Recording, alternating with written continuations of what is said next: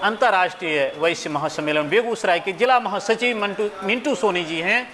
आइए जानते हैं कि मिंटू सोनी जी किस उद्देश्य, किस लालसा और किस सिद्धांत के साथ बिहार विधानसभा 2020 में जिला बेगूसराय में अपने कैंडिडेट के साथ आप लोगों के बीच आ रहे हैं। मिंटू सोनी जी से जानते हैं।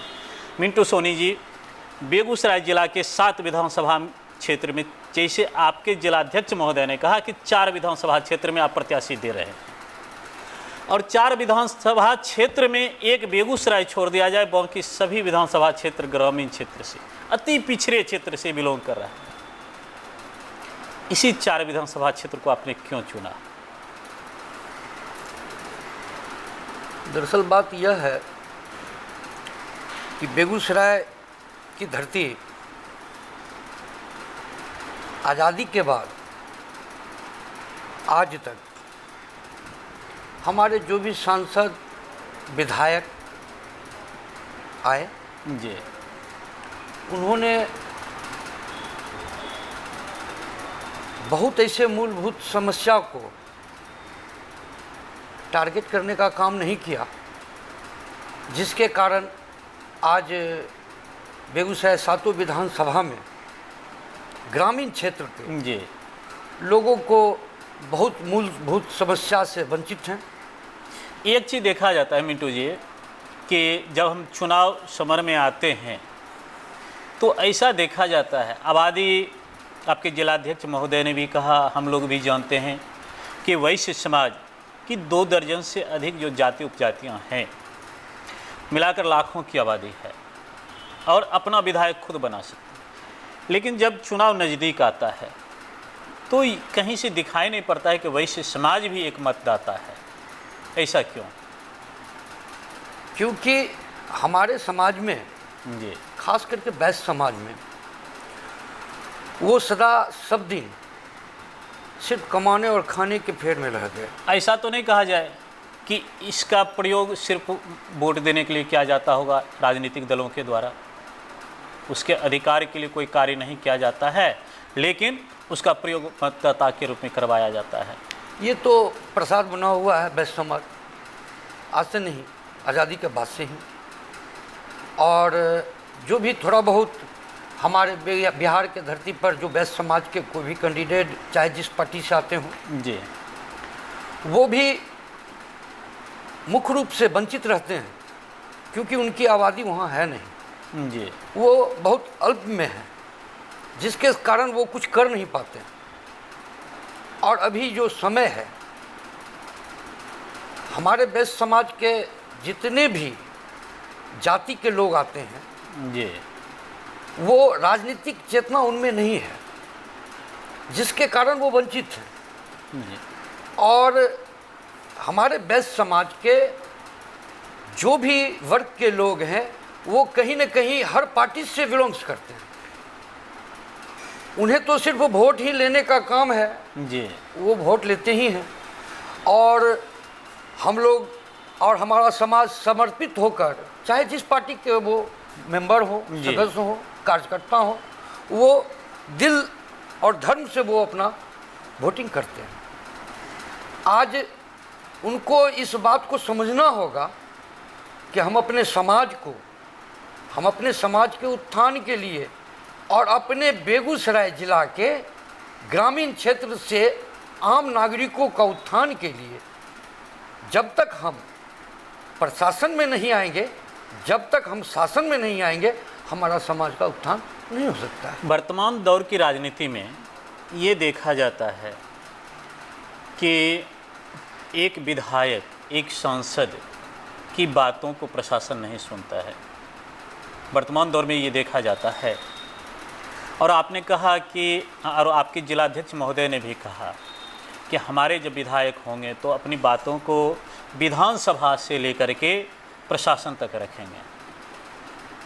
जो समाज अभी तक वंचित है हर चीज़ से, उसे सिर्फ ये सोचा गया है कि व्यावसायिक वर्ग है, कमाता है, खाता है, दूसरा कोई अधिकार इसके पास नहीं। क्या ऐसे विधायक जो हमारे बेगूसराय से बनकर जाएंगे, आपने जिनको टिकट दिया जिनको समर्थन दिया, उनकी बातों को प्रशासन नज़रअंदाज भी करेगा।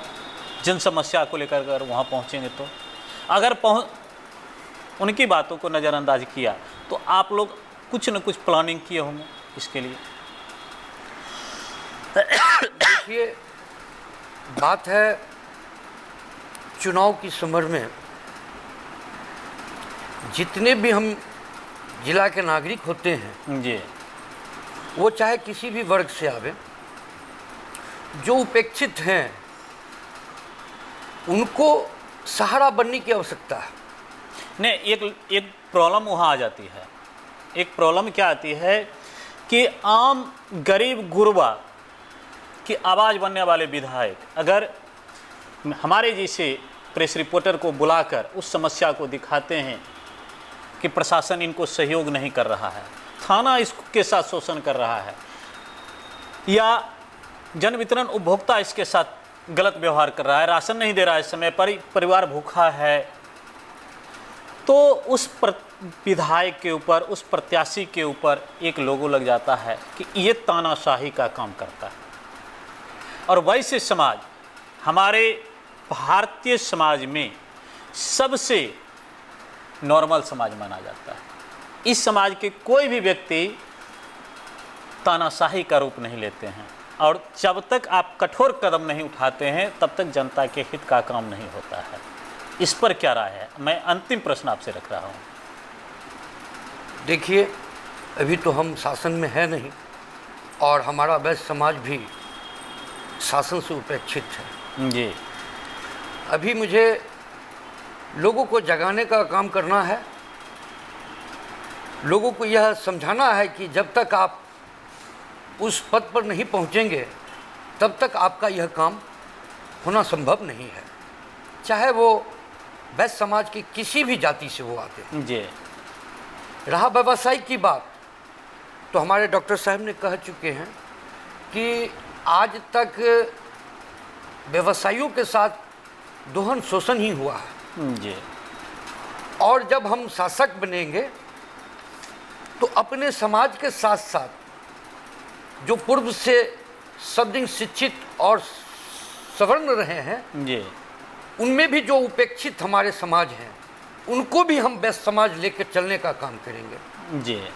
ऐसा नहीं है कि हम सिर्फ वैश्य के लिए ही काम करेंगे, और जो हमारे उपेक्षित सवर्ण वर्ग में भी बहुत ऐसे उपेक्षित हैं जी, वो ड्राइवरी कर रहे हैं, खलासी हैं, मजदूरी कर रहे हैं, माथे पर ईंटा उठा रहे हैं जी। उनके साथ भी भला होगा।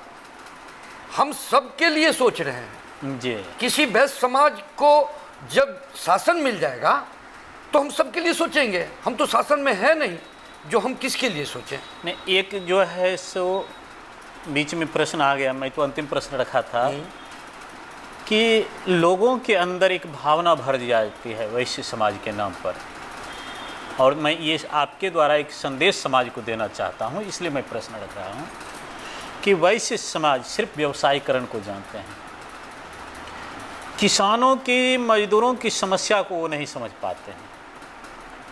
इस पर आपकी क्या राय है? ये जो आप बोल रहे हैं वैश्य समाज मजदूर और किसान की बात को नहीं समझते हैं, वैश्य ही समाज है जो मजदूर और किसान के बात को समझते हैं, क्योंकि उनका डायरेक्ट लिंक व्यवसायिक से होता है। जी। मजदूर व्यवसायिक के पास आते हैं, किसान भी उपज करके व्यवसायिक के पास आते हैं जी। तो इनका संबंध तो उनसे है ही। दोनों में अन्योन्याश्रय संबंध है। अनुराश्रय संबंध है दोनों में। कहीं वैश्य समाज भी किसान और मजदूर के बिना आगे नहीं बढ़ सकते हैं, और किसान और मजदूर भी वैश्य समाज के बिना आगे नहीं बढ़ सकते हैं। दोनों एक, कहा जाए कि एक शरीर के दो पैर हैं। हाँ। कि एक पैर के बिना एक अपंग है, अपंग है दोनों।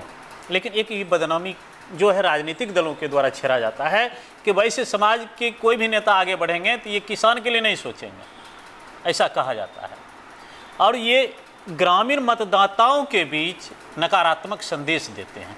इसके लिए मैं आपसे चाह रहा हूँ उसको, वो सकारात्मक कैसे हों आपके प्रति, ये इसके लिए दो लाइन आप कहें।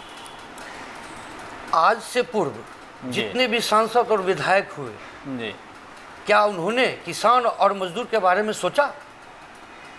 नहीं सोचा, तब तो ये स्थिति है। और उस स्थिति को हमारा वैश्य समाज बदलेगा।